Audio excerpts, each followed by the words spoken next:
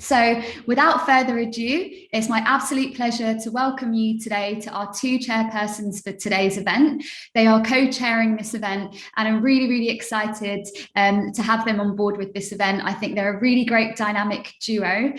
So they should be on screen now. Here we have Lucy Hutchinson, who's the Global Content Acceleration Manager from Mars, and we have Vishal Krishna, who's the E-commerce Director for Northern Europe at Johnson & Johnson. So let's start with you, Vishal. Thank you so much for joining us today. Would love to know, how are you doing? Good. Thanks, Sarah. Thanks for a wonderful introduction. Yes, it's wonderful to be here today. And unfortunately, we can't see everyone in person, but we'll make this really good. So a bit about me. I think I've met a few of you before, but I've moved roles recently. So I'm now at Johnson & Johnson, as Sarah has said. I'm going to move my slide on. There you go. The same. There you go. So I'm the Northern Europe Director for Johnson & Johnson. I've been in role for about 2 months now.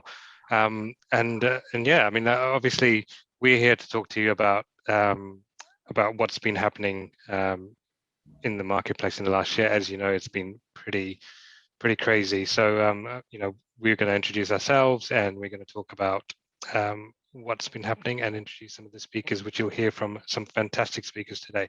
So it gives me great pleasure to introduce my co-chairperson, who's Lucy. So Lucy, do you want to talk about yourself a bit? Hi everyone. So I think I know some of you already. Those of you that don't know me, I am the Content Acceleration Manager for Mars Inc. So I've been with Mars for about 3 years now. And anyone that's met me before knows I'm really passionate about driving transformational change across the business. And I've worked in the digital space for about 6 years. And what I love about it is just that it's constantly changing and evolving.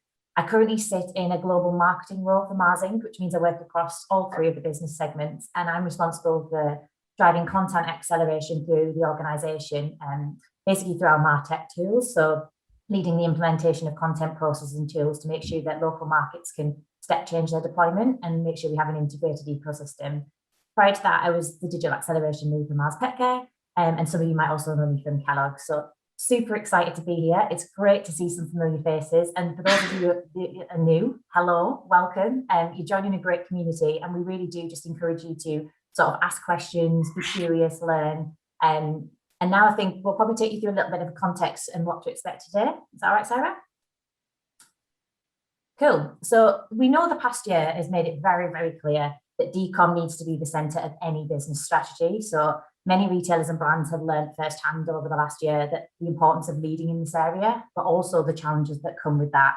And COVID-19 has really forced us to prioritise digital capability, and it's changed how we're going to work forever, really. And we know that successful leadership teams will now champion technology and digital talent and data. And those businesses that want to win will create a culture that enables cross-functional teams to react swiftly to the changing behaviours without a fear of failure. So just take you through some examples of that. So over the last year, more than ever, we know that shopper expectations and technology have changed rapidly. This means new models and routes to market have emerged and gained huge popularity. The digital landscape, we know, is more vast than ever, but we have seen the rise of certain areas of the market. So we've seen the rise of D2C and supplier acquisitions. So with the pandemic requiring us all to stay at home more, we know that retailers have exhausted their online order capacity through increased demand. We know they've had to rationalise ranges, and it's driven businesses to use online to sell directly to consumers. So demand became so high for online ordering and home delivery that the cost to acquire and retain shoppers became a key barrier to operate in D2C was then removed. So we've seen that there's been a huge rise in D2C and also established brands acquiring new digital propositions. So a good example of that is Nestle acquiring things like the recipe kit company Simply Cook. To add to this, there's been lots and lots of international expansion through business acquisitions. So you'll have recently seen that GoPuff announced its acquisition of Fancy in the UK, marking its entrance into international markets. And we've also seen Gorilla, who is a new player in the last mile, launch in May. And they're operating now in 12 cities already within the space of a year. And another keynote change is the evolution of marketplaces into ecosystem retailers. So we're seeing retailers providing a network of retail, but also services linked by their logistics, financial services, and technology. It's no surprise that Amazon and Alibaba play heavily in this space. But a key trend to this is that we're now seeing physical stores being opened so that those retailers can understand shoppers' behaviour offline and online and become more omni-channel. The newer route to market as well that is worth noting is social commerce and what we like to call shoppertainment. So COVID has really seen retailers experiment even more in this area, helping to make commerce more accessible at a time when it was restricted. We know that there's been a merging of online shopping and entertainment, and retailers have now built new capabilities, new platforms and techniques to influence the shopper and sell via these portals. I think a good example of this is John Lewis and Waitrose, who have launched, I think it's 100 virtual services and experience during the third lockdown alone. And then finally, the other part of it is the faster deliveries and the rise of aggregators, which I think, Michelle, you're going to come on to now. Yeah, thanks, Lucy. Yeah, so I mean, how many of us have really taken advantage of Deliveroo and Uber Eats in the last year? I mean, we're stuck at home, can't get out, and we've used this massively over the last year.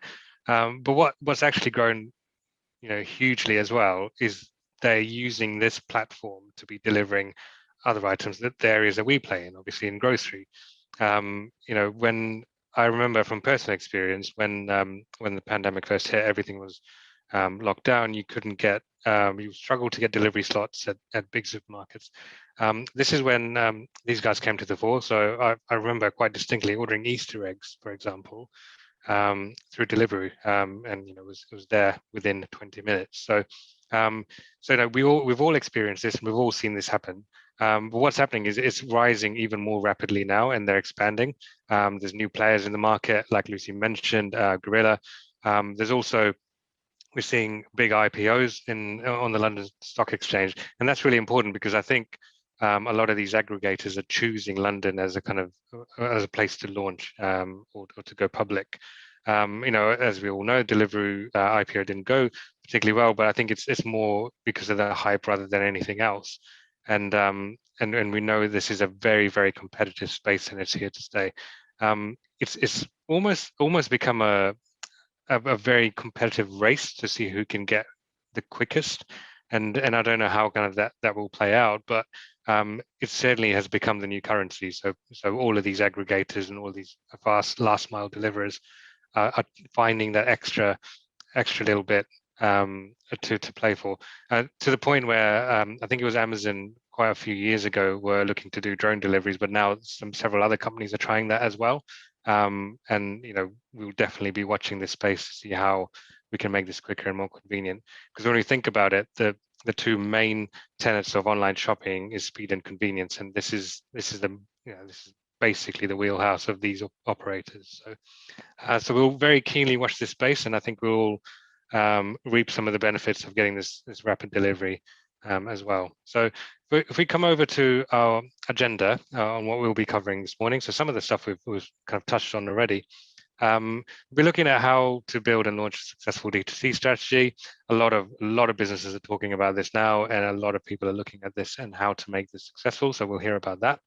How and something really key in these times as well is how we better the relationship between retailer and supplier, and how that relates to shopper activation, and how we can get that really kind of functioning and firing on all cylinders.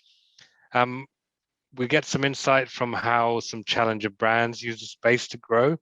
And again, as we've seen in the last year, we've seen many different brands come into the space and really fight for their position.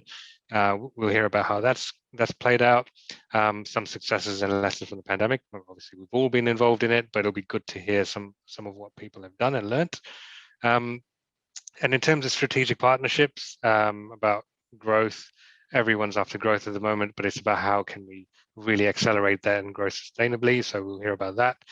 And then finally, in the morning session, we'll hear about our strategies for events. So how can we really make that come to life? And I'll pass you over to Lucy to take you through the afternoon session now. Yeah, so after lunch, we'll then take a look at how best to partner with bricks and clicks retailers. We'll also take a closer look at optimization and personalization, and how to build successful omni-channel strategies, and also a look to the B2B landscape. Plus, obviously, there are some roundtable sessions in there as well. So, I mean, that was pretty much it in terms of context and setup for the day. But as you continue your e-commerce journey, we just really hope that this help today helps you drive your conversations, helps you to get the buy-in you need from your organisation. And obviously, please feel free to ask any questions throughout the chat feature, and we'll obviously pose it to the speakers.